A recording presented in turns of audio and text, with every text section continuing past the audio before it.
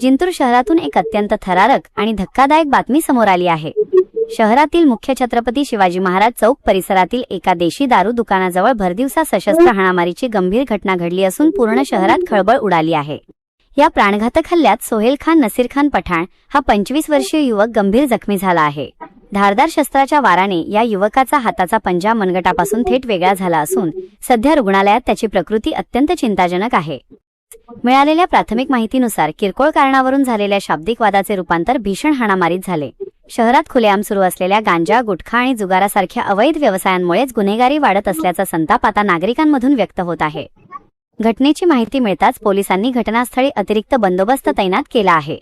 गुन्हा दाखल करण्याची प्रक्रिया सुरू असून फरार आरोपींच्या शोधासाठी पोलीस निरीक्षक गजेंद्र सरोदे यांच्या मार्गदर्शनाखाली बीटजमादार महेश गजभारे, नसीब खान पठाण आणि परभणी गोपनीय शाखेचे जिया खान पठाण यांचे विशेष पथक रवाना झाले आहे। या प्रकरणातील पोलिसांच्या कारवाईचे आणि पुढील सर्व अपडेट सर्वात आधी पाहण्यासाठी आमच्या चॅनलला आत्ताच लाईक, शेअर आणि सबस्क्राईब करा। धन्यवाद।